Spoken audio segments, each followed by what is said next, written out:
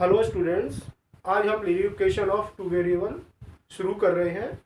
और इससे पहले हम कुछ थोड़ा सा इंट्रोडक्शन आपके इस चैप्टर के बारे में बता देना चाह रहे हैं। पहला है हमारा कंसिस्टेंट। एक जो वर्ड आएगा हमारे इसमें चैप्टर में वो आएगा कंसिस्टेंट। तो पहले हमें ये जानना होगा कि कंसिस्टेंट होता क्या है। तो कंसिस्टेंट क्या होता है कि if a linear equation has one solution, केवल एक ही सॉल्यूशन है। If linear equations has one solution, यानी एक ही सॉल्यूशन है, तो उसे हम बोलेंगे कंसिस्टेंट। क्या बोलेंगे? कंसिस्टेंट। यदि linear equation has no solution, यदि उसका कोई भी सॉल्यूशन नहीं है, तो उसे बोलेंगे इनकंसिस्टेंट। तो पहले हम क्या बोलेंगे, क्या हम इसके बारे में, एक तो हम इसके बारे में जानेंगे, एक तो कंसिस्टेंट क्या होता है, दूसरा क्या है इनकंसिस्टेंट क्या होता है। तो कंसिस्टेंट जिसके एक सॉल्यूशन है उसे हम बोलेंगे कंसिस्टेंट, और जिसका लीनियर इक्वेशंस का कोई भी सॉल्यूशन नहीं है तो उसे बोलेंगे इनकंसिस्टेंट। ठीक है। अब हम उसके बारे में, उसके बाद हम जानेंगे एक लीनियर इक्वेशन क्या होता है। आपके जो linear equation of two variable कर पढ़ रहे हैं, तो a1x और प्लस b1y और प्लस c1 इक्वल टू 0, एक लीनियर इक्वेशन आपका ये है। दूसरा आपका ये है a2x प्लस b2y और प्लस c2 इक्वल टू 0। ये स्टैंडर्ड फॉर्म है ऑफ लीनियर इक्वेशन का, ये स्टैंडर्ड फॉर्म है। तो a1x plus b1y plus c1 equal to 0 और a2x plus b2y plus c2 equal to 0। अब हम इसमें कुछ कंडीशन और है उसके बारे में जानेंगे। बिना इस कंडीशन के हम कुछ नहीं कर सकते, तो ये कंडीशन हमें याद रखना पड़ेगी। क्या है पहली condition? a1 upon a2 equal to b1 upon b2 equal to c1 upon c2। ये आपकी फर्स्ट जो कंडीशन है लीनियर इक्वेशन की, ये है। इसमें क्या होगा, पहला ये क्या है हमारा फर्स्ट, इसमें जो है वो होगा आपका मैनी सॉल्यूशन होगा, मैनी सॉल्यूशन होगा। दूसरी कंडीशन है, यदि ऐसा है तो हम बोल सकते हैं मैनी सॉल्यूशन। दूसरी कंडीशन क्या है इसी की, ये यदि है तो क्या इसको हम बोल सकते हैं कोइंसिडेंट भी बोल सकते हैं, कोइंसिडेंट भी बोल सकते हैं, कोइंसिडेंट। ठीक। सेकंड हम क्या बोल सकते हैं? कोइंसिडेंट। थर्ड हम क्या बोल सकते हैं इसको? Consistent but dependent.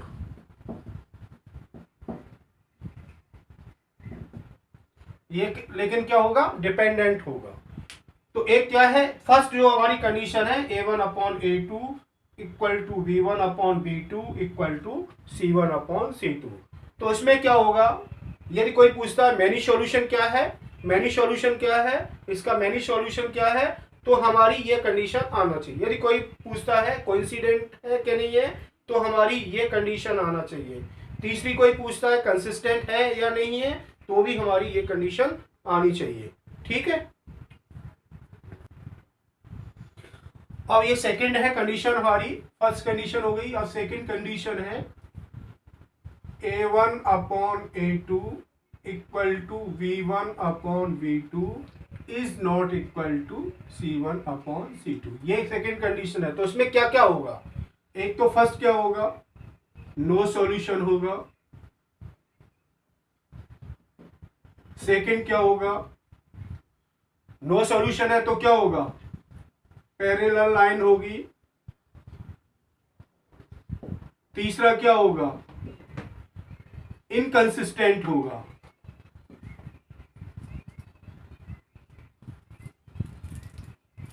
तो ये तीन, यदि कोई भी कंडीशन इनमें से कोई भी एक है तो ये आपकी कंडीशन ये होगी। इनमें से कोई भी एक चीज को हमें पूछना है तो हमारी कंडीशन ये होगी। थर्ड क्या है, a1 upon a2 is not equal to b1 upon b2। तो इसमें क्या होगा, फर्स्ट क्या है, इसमें यूनिक सॉल्यूशन होगा।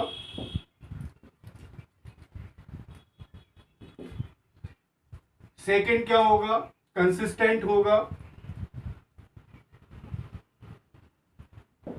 तीसरा क्या होगा, इंटरसेक्टिंग अ पॉइंट होगा।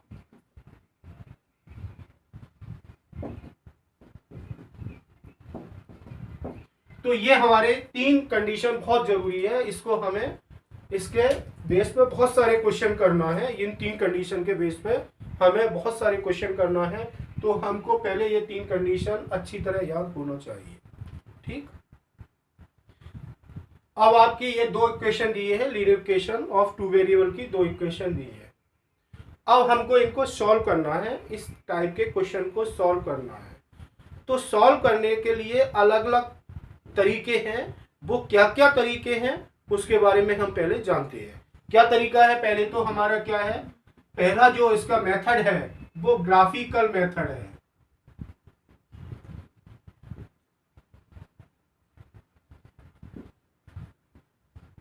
सेकंड कैसे सॉल्व कर सकते हैं, जो सेकंड मेथड है वो आपका एलिमिनेशन मेथड है।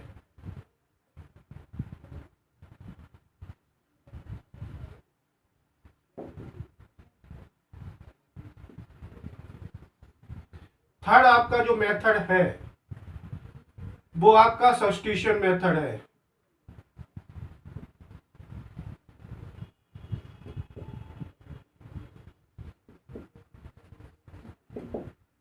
फोर्थ आपका जो मेथड है वो क्रॉस मल्टीप्लिकेशन मेथड है।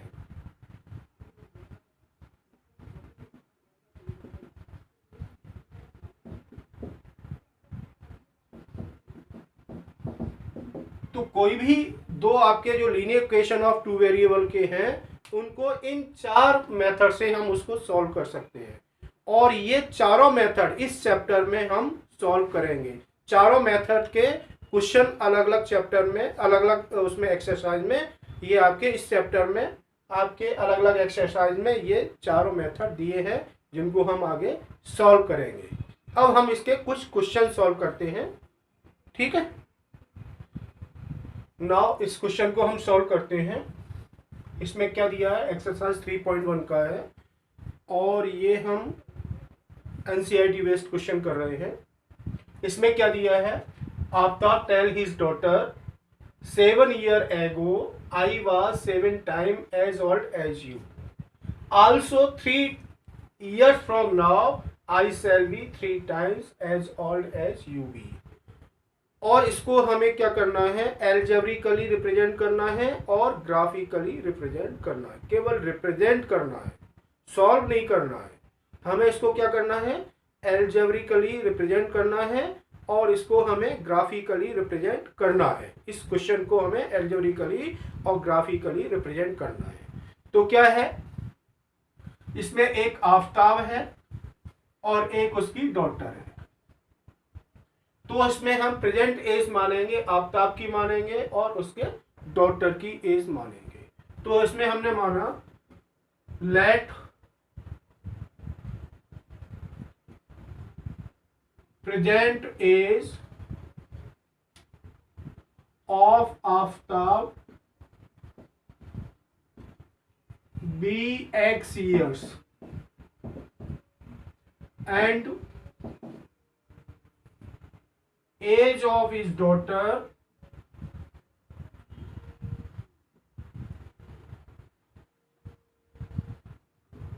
Y years।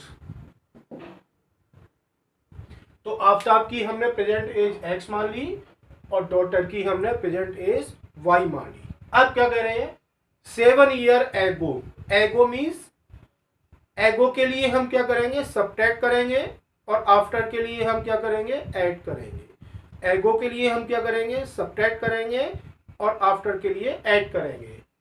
तो 7 years में ये क्या है, प्रेजेंट एज है। अब 7 years ago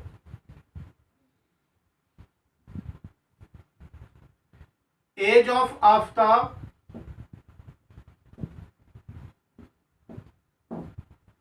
age of Aftab क्या होगी, क्या थी, x माइनस 7 ईयर, 7 को हमने सब्ट्रैक्ट कर दिया,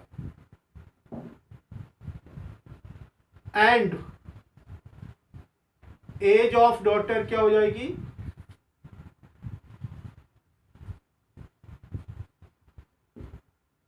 बाय -7 years। अब इसको हम इक्वेशन बनाएंगे। क्या है इक्वेशन, कैसे बनेगा, I was 7 times as old as you, यानी आफ्ताब 7 times है। आफ्ताब कितना टाइम्स है, 7 times है। तो 7 times, ये तो पहले से ही 7 times है। हमेशा जब टाइम्स की बात होती है या मोर देन की बात होती है तो हम क्या करेंगे, 7 times की बात होती है तो 7 times हम डॉटर को करेंगे, छोटी चीज को करेंगे। जब टाइम्स की बात है तो हम क्या करेंगे, 7 times की बात है तो डॉटर में 7 का मल्टीपल करेंगे। यदि 7 मोर की बात होगी तो डॉटर में 7 ऐड करेंगे। तो ये आफ्ताब कितना है, 7 times है, तो हम क्या करेंगे, आफ्ताब को ऐसे ही रहने देंगे और क्या कर देंगे, 7 हम क्या कर देंगे, डॉटर में मल्टीपल कर दिया, सॉरी बाय -7। डॉटर में हमने क्या कर दिया, 7 का मल्टीपल कर दिया। 7 times की बात हो रही है तो क्या हो जाएगा, x -7 इक्वल टू 7 का मल्टीपल करेंगे, 7y -7 7 जा 49। अब हम क्या करेंगे, इसमें 7y को उधर ले जाएंगे और 7 को उधर ले जाएंगे तो क्या हो जाएगा, x -7y इक्वल टू -49 और +7। तो x -7y इक्वल टू -42, ये इक्वेशन फर्स्ट होगा। अब क्या कर रहा है, अब क्या करना है इसमें, इसमें हमें क्या करना है, also 3 years from now, 3 years from now, इसमें हमें क्या करना है, 3 years from now. 3 years from now की बात हो रही है तो हम क्या करेंगे, 3 years फ्रॉम नाउ की बात हो रही है तो हम इसमें क्या करेंगे, 3 year ऐड करेंगे। तो आफ्टर 3 years, आफ्टर 3 years क्या हो जाएगी, एज ऑफ आफ्ताब क्या हो जाएगी,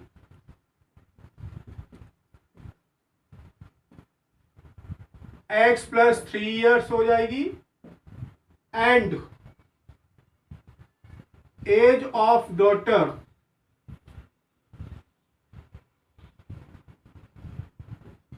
क्या हो जाएगी, बाय +3 years हो जाएगी।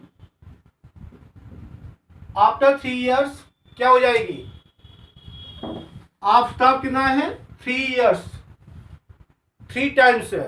आफ्टर 3 years क्या हो जाएगा, आफ्ताब कितना है, 3 times है, यानी आफ्ताब 3 गुना है। तो 3 times किसका मल्टीपल, किसमें मल्टीपल करेंगे हम, डॉटर में 3 का मल्टीपल करेंगे।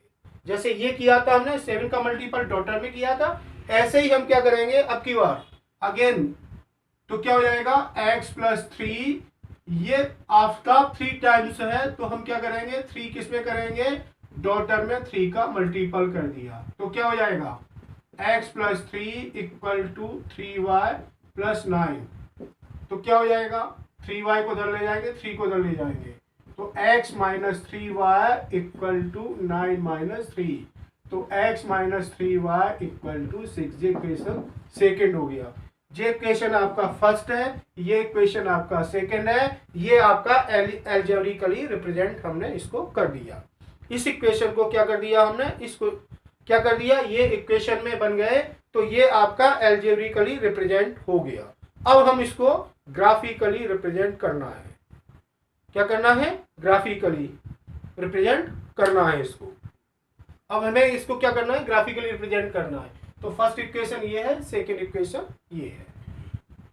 तो हम क्या करेंगे इसको, या तो 3y को हम इधर ले आएंगे तो क्या हो जाएगा, x इक्वल टू 6 + 3y हो गया। ऐसे इसमें 7y को हम इधर लाए तो क्या हो जाएगा, x इक्वल टू -42 और +7y। एक तरीका तो ये है हमारा, एक तरीका हमारा ये है। इसमें हम क्या कर देंगे, एक बॉक्स इधर भी बनाएंगे और 2 सॉल्यूशन निकालेंगे मिनिमम। एक बॉक्स हम यहां भी बनाएंगे।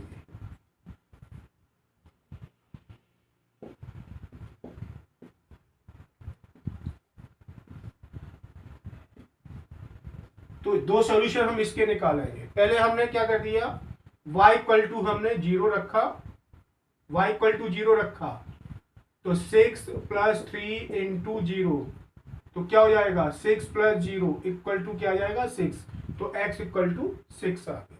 ठीक, अब हम क्या करेंगे, इसमें y इक्वल टू 1 रखेंगे, y इक्वल टू 1 रखा तो क्या आ जाएगा 6 प्लस 3 इंटू 1, तो 6 प्लस 3 इक्वल टू क्या आ जाएगा 9, तो x इक्वल टू 9 आ गया। ये सिमिलरली इसमें करेंगे हम, यही तरीका अपनाएंगे।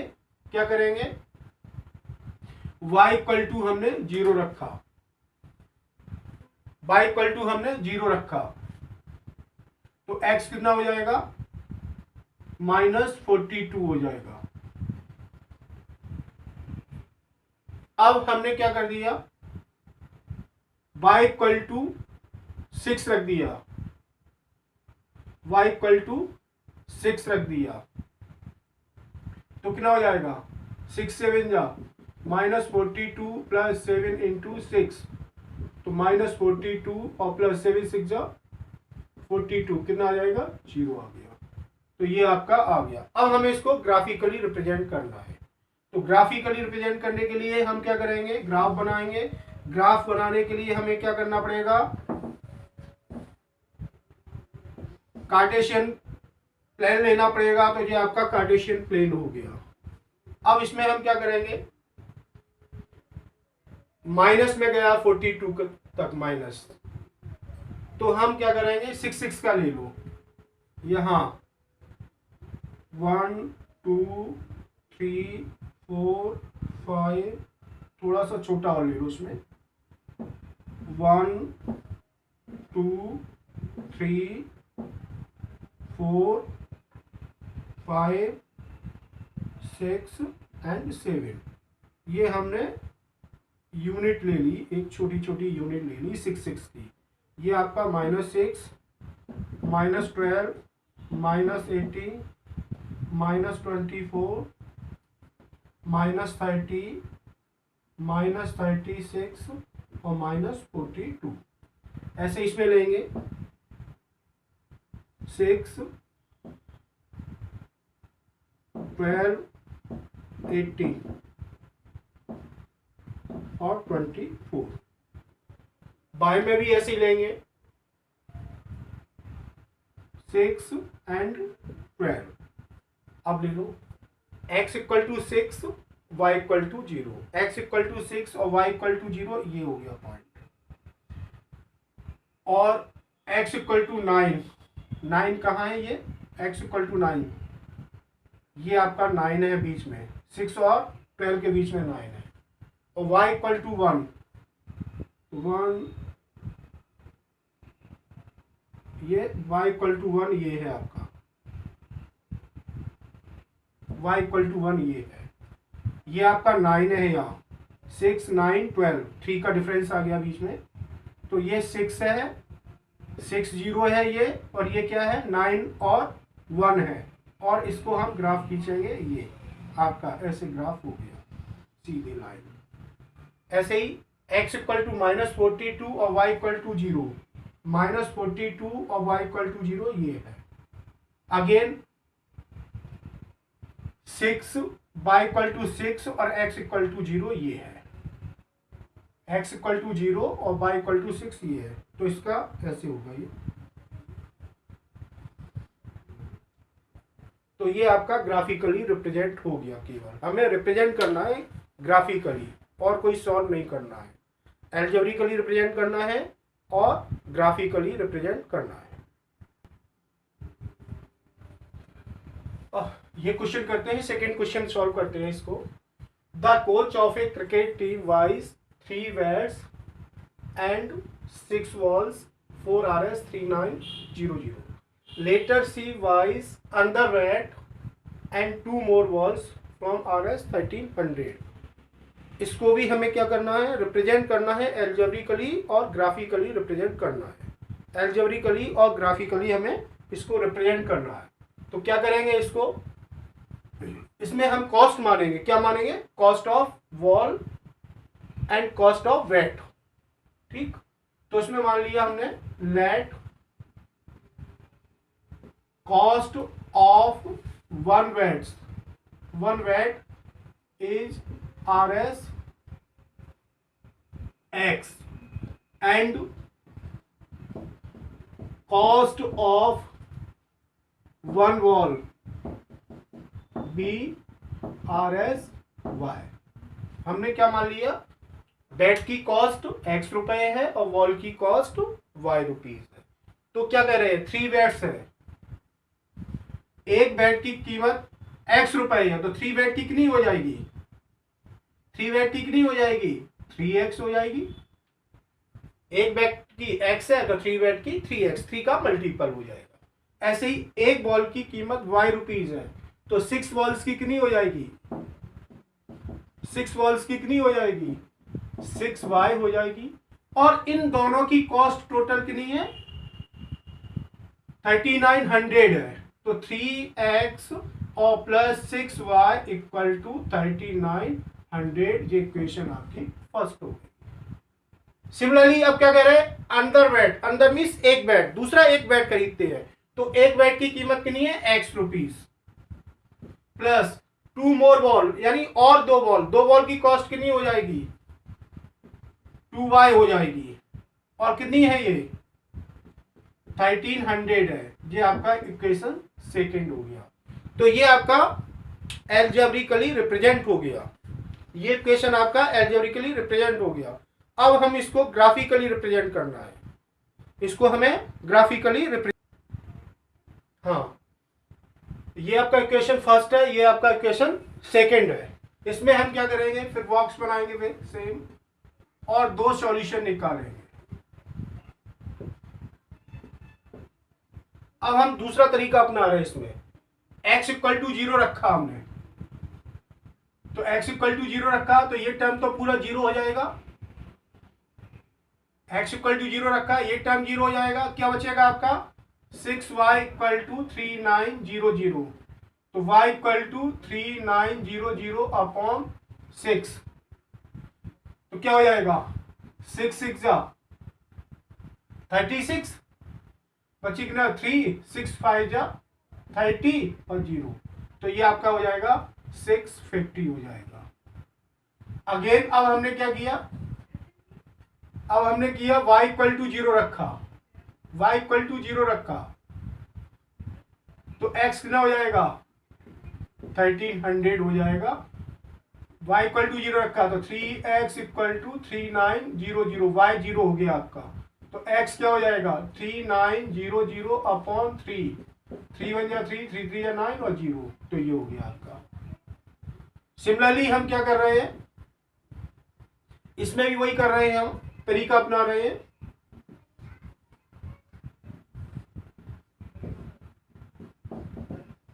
x इक्वल टू 0 रखा, x इक्वल टू 0 रखा, y कितना हो जाएगा, 2 का डिवाइड करेंगे, 2 6 जा 12, 2 5 जा 10 और 0, और y इक्वल टू हमने 0 रखा, y इक्वल टू 0 रखा, तो x इक्वल टू कितना हो जाएगा, 1300, तो सेम आ गया ये। तो ये कौन सा है, मेनी सॉल्यूशन वाला है, कंसिस्टेंट वाला, ये आपका कंसिस्टेंट हो जाएगा, यानी मेनी सॉल्यूशन हो जाएगा। इसमें हम क्या करेंगे, 650 का ही ले लो, ये 650 है और ये माइनस 1300 है, यहां भी हमने ये 650 ले लिया और ये हमने 1300 ले लिया, यहां भी हमने 650 ले लिया और ये ले लिया हमने 1300, यहां भी हमने क्या ले लिया, बाय में माइनस 650 ले लिया और 1300 ले लिया। x इक्वल टू 0 और y इक्वल टू 650, यहां क्या है, इस पॉइंट पे x 0 है और y कितना है, 650 है। अगेन इस पॉइंट पे x 1300 है और y इक्वल टू 0 है, y क्या होगा आपका 0 होगा। इन दोनों को हमने मिला दिया। ठीक, अगला आपका 0650 यही है और 1300 यही है, तो ये भी एक दूसरी लाइन भी इसी के ऊपर जाएगी, इसकी लाइन भी इसकी, इस इक्वेशन की लाइन और इस इक्वेशन की लाइन ओवरलैपिंग होगी। ये लाइन क्या होगी, ओवरलैपिंग होगी, एक ही लाइन पे होगी, इसलिए ये क्या है, इनफाइनाइटली मैनी सॉल्यूशन है या कंसिस्टेंट है, इनफाइनाइट मैनी सॉल्यूशन है या कंसिस्टेंट है। ठीक है, तो ये आपके ग्राफिकली इक्वेशन के दो हमने इक्वेशन जो ग्राफिकली क्वेश्चन है दो तरह के हमने करा दिए। अब हम आगे एलिमिनेशन मेथड के या सब्स्टिट्यूशन मेथड के क्वेश्चन करेंगे।